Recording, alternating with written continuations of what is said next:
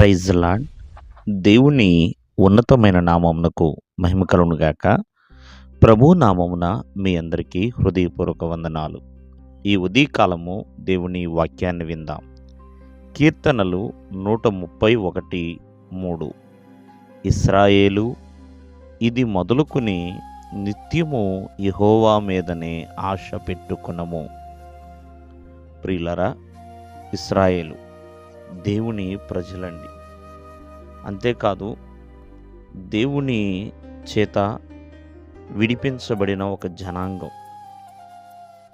ఇశ్రాయేలు జాతికి యాకోబు మూలపురుషుడుగా ఉన్నాడు.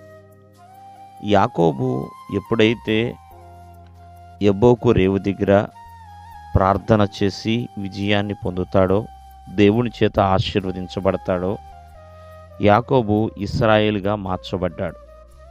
మరి ఇశ్రాయేలు ద్వారా ఇశ్రాయేల్ యొక్క జాతి అనేది వచ్చిందండి. మరి అటువంటి ఇశ్రాయేలుతో దేవుడు మాట్లాడుతున్నాడు. ఇది మొదలుకొని నిత్యము యెహోవా మీదనే ఆశ పెట్టుకో. ఎందుకంటే దేవుడే మార్గము, దేవుడే జీవము, దేవుడే ఆధారము అని ఇశ్రాయేలు తెలుసుకున్నట్లుగా నిత్యము దేవుని మీద ఆశ పెట్టుకో. ఇప్పుడు మానవ జీవితంలో ఎన్నో రకాల అవసరతలు ఉంటూ ఉంటాయి. ప్రియమైన వాళ్ళరా, వాటిలో కొన్ని నిత్య అవసరాలు ఉంటాయి. ప్రియమైన వాళ్ళరా, మనుషులు తీర్చగలిగినవి ఉన్నాయి, మనుషులు తీర్చలేనివి కూడా ఉన్నాయి. కానీ ఏది ఏమైనా సరే ప్రభువు మీదే ఆశ పెట్టుకోవాలి. అలా ఆశ పెట్టుకుని ముందుకు నడవాలని ఇశ్రాయేలుతో దేవుడు చెప్తున్నాడు. కావున ఒకసారి ఆలోచించండి. ఏది ఏమైనా దేవుని మీదే ఆశ పెట్టుకుని ముందుకు నడిచిన భక్తులు ఎంతోమంది ఉన్నారు. వారు దేవునికి ఇష్టలుగా జీవించారు.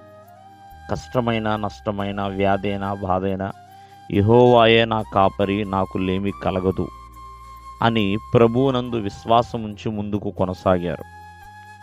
మరి అటువంటి వారికి ఏ కొదువ లేకుండా దేవుడు సహాయం చేశాడండి. కావున ఎన్నో వాటి మీద ఆశ పెట్టుకోకుండా, ఎవరి మీద ఆశ పెట్టుకోకుండా, నిన్ను రక్షించిన, నీ కొరకు రక్తం చెందించిన ఆ ప్రభువు మీద ఆశ పెట్టుకోవాలండి. చూడండి, విశ్వాసంలో బలపడిన వాడు తనకు తెలుసు, నేను ప్రభువుని నమ్ముతున్నాను, ఖచ్చితంగా ప్రభువు సహాయం చేస్తాడని. ప్రార్థనలో పట్టుదల కలిగిన వాళ్ళకి ఒక గ్రహింపు అనేది ఉందండి. నేను ప్రభువుతో మాట్లాడాను, నాకున్న సమస్య ప్రభువుకు చెప్పుకున్నాను, ఎప్పుడైనా నేను జవాబుని పొందుకుంటాను అని.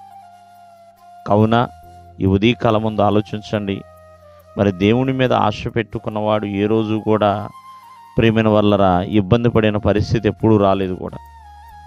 ప్రతి ఒక్కరి ఆశలను దేవుడు తృప్తిపరుస్తాడు, తీరుస్తాడని.